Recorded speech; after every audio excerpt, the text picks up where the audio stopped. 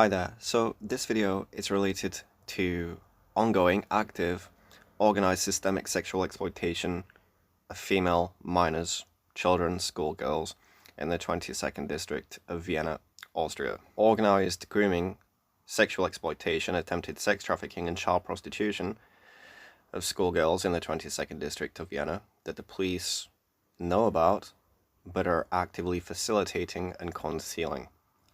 So, for further context, please refer to my other recent videos on this topic. However, I am recording this specific video for disambiguation, because in one of my recent videos, I mentioned that one of the female victims, in fact multiple female victims, are stating false ages within this sexually exploitative adult social space, which can present the question: are these predatory men aware that the victims are children and not adult females? If they are actively being deceived by these females themselves? The answer is yes, unequivocally, 100%. The adult male perpetrators are entirely conscious of the true ages of the victims. So firstly, the female victims had been frequenting this adult social environment, this local bar in the 22nd district of Vienna, after school since the ages of 14. They've been stating their ages as 19 since 14, 15, which means by this point they would be 21, 22, which presents a huge disparity in their actual physical appearance, because you can see they're clearly not 21 or 22. Between the ages of 14 to 17, there has not been one single ID check by any of the staff employed at this local bar, the saloon bar in the 22nd district of Wien. This involves all of the male employees, all of the male bartenders. In fact, they are all male. There is no female oversight at this bar. All of the male bartenders have had sexual intercourse with these young female victims on rotation, multiple times on rotation. They ply the schoolgirls with strong alcohol gratis, with the expectation that these schoolgirls repay them with sexual services. So the bartenders ply them with strong alcohol, illegal.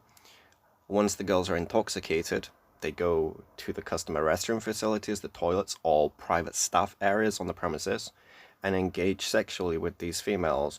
All of the sexual intercourse with these females occurs when the females are intoxicated on strong alcohol and controlled substances, including cocaine, that were provided to them by the male bar staff, associated male patrons, or elder associates of the bar within this closed-loop network of predatory Serbian men, mostly Serbian men. But this is just to contextualize what I'm about to disclose. But I still recommend referring to my other videos to comprehend the complexity and enormity of the situation. So, if these female victims are stating false ages, the given age is 19 by these females in this adult social environment, does this mean that the bartenders, all these predatory men, these 60, 70-year-old men who are introduced to the female victims by the bartenders, are they aware that these girls are not really 19? Yes. As I previously mentioned, there has never been one single ID check. The first problem with this is if the girls genuinely are 18 or 19, they're still adolescents. They're still teenagers. Ultimately, they still look extremely youthful. Therefore, just to verify that a female is indeed 18, you need to refer to their ID. This is why, for example, in many jurisdictions, if you look under the age of 25, businesses with alcohol licenses are obligated to ask for your identification. This confuses people because they say, well, alcohol is illegal at 18 or alcohol is legal at 21. So where does 25 come from? That's so arbitrary. No. It's because if you look under the age of 25, they have to make sure that you're definitely over the age of 18. Why? Well, because you could be 17 but look 23. You could be 23 but look 17. So suspiciously, there's no ID checks on these obviously very young females within a 3-year period. Now, they may present themselves as adults. Their clothing may be adultified, sexualized, with heavy makeup use. They could essentially present themselves as older than their actual ages. That is true. However, you cannot fake maturity. Now, these victims are exceptionally emotionally regressive for their ages. They're actually behind their age group. Now, I have access to large data sets and can determine this. Emotionally, these females drinking in this adult social environment may present as adults, but emotionally it becomes very apparent very quickly that they are very young. They are emotionally juvenile. These bartenders, these associated predatory men, they can see that lack of maturity. They can therefore see the vulnerability and the exploitability, the naivete of these young females. Now, at the moment, all of this is speculative, so we need evidence that is more corroborating. So we have a 55-year-old bartender. He is now 57, but contemporaneously, this man was 55. And this 55-year-old bartender of the saloon bar stated that he wants to fuck, he wants to have sexual intercourse with this 15, 16-year-old schoolgirl. But I think we should wait a year. Let's wait until next year. Now, since the females are stating that their ages are 19, that's an entire year beyond the threshold of majority status. They have had legal adult status for well over a year. Therefore, what are you waiting for? One more year? Why would you need to wait until this female turns 20? Well, it's because we can see the bartender knows the real age of this female. He is skeptical. He clearly knows she's not 19. In reality, these females were 15 when they started going to the bar. 15, now they're 16. Let's see. So, 33-year-old adult Serbian male associated with the saloon bar. He provides strong alcoholic beverages to one of the victims, cocaine, drives her back to his apartment, and we have all the evidence of this. The young female being inside his apartment, we know where he lives. Exceptionally incriminating evidence. Now, whilst at his apartment, the female victim stated, "I told him I'm 19, but I don't think he believes me."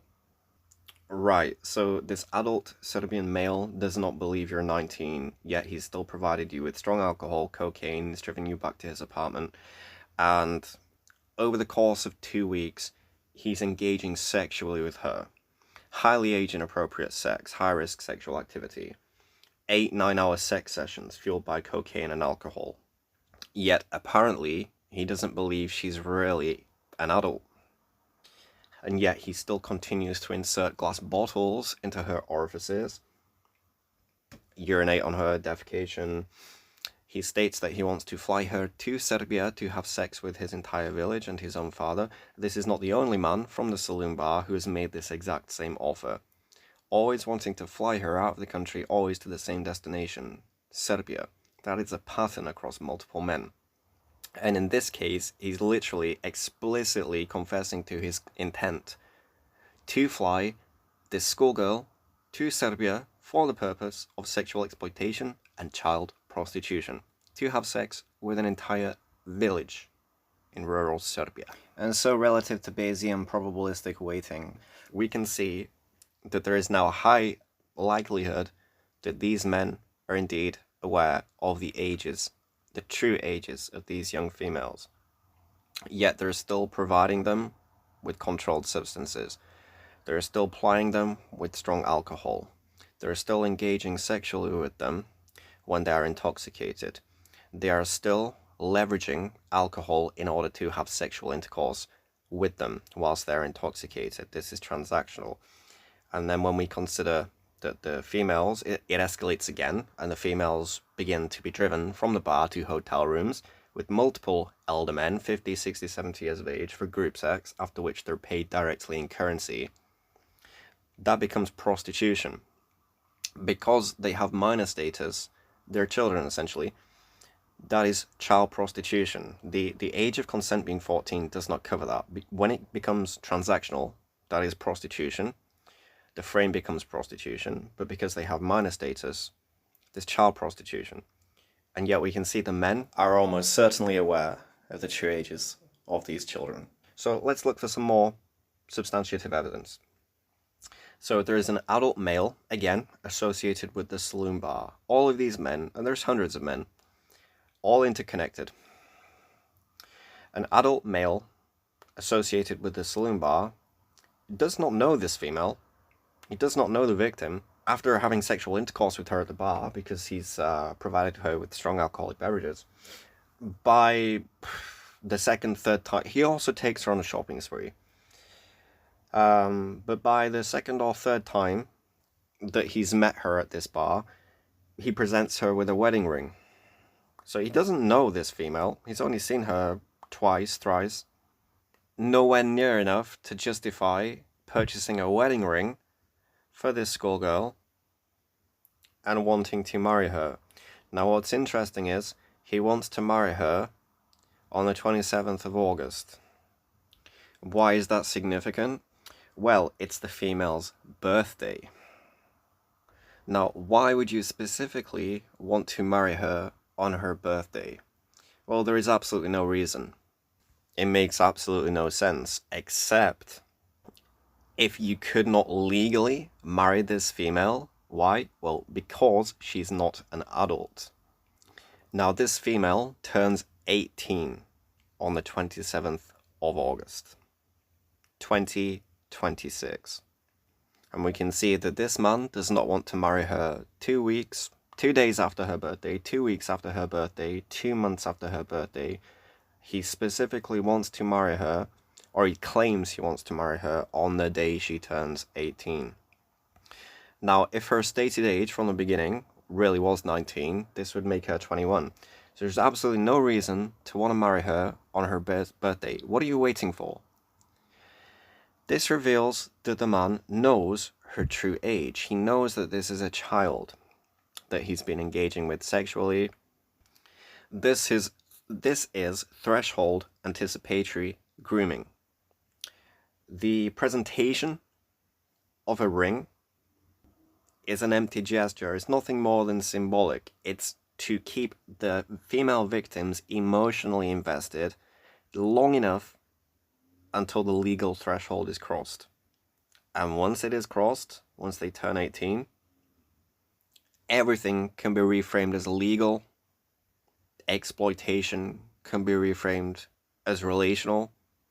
He's presented her with this ring to keep her emotionally invested long enough for the legal threshold to be crossed.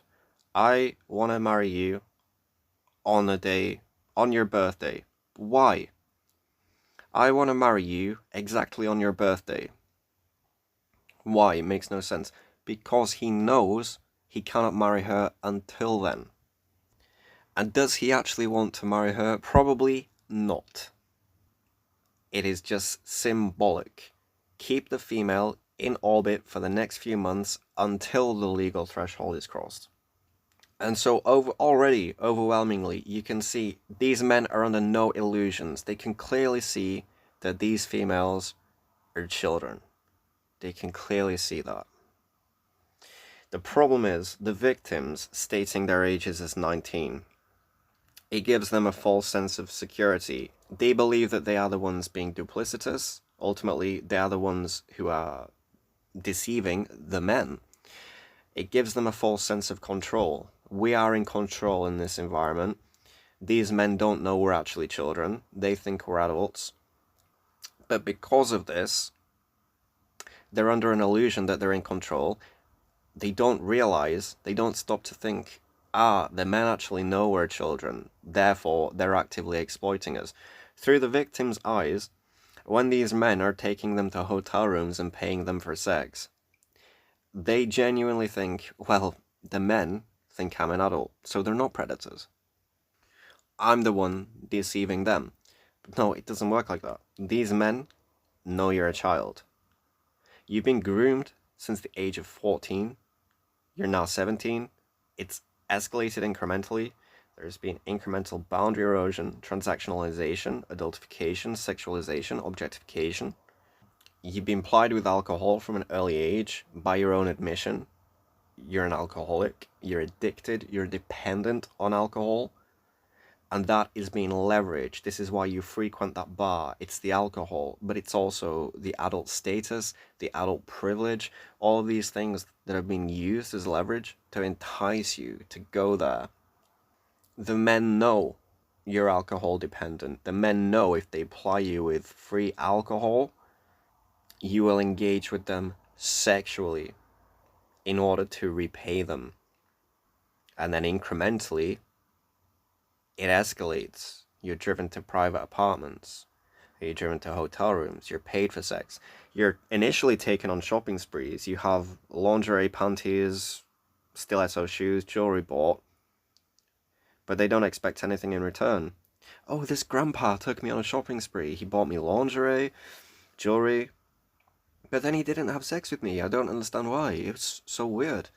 Now that happens 3 or 4 times, seemingly with no expectation from the men. They're just doing it for free. Why are they doing it? But then eventually, incrementally, you are expected to repay them. So by the 4th, 5th time, you are engaging sexually with them. It's incremental normalization. And then it escalates to the point where you're taken to hotel rooms by multiple elder men for group sex, and then they're literally paying you directly in currency. That is transactionalization completed. Incrementally, since the age of 14, over the past 3 years, you've been transactionalized. The moment where you're accepting hard currency in exchange for sexual services, you've been fully transactionalized. You're now a prostitute. You've been conditioned to engage in prostitution, and you're still a child. This is still highly illegal. The men know. It's all of the bartenders at this established business, the saloon bar in the 22nd district of Vienna, the male patrons, elder associates of the bar, 50, 60, 70-year-old men with more status in the hierarchy of their operations.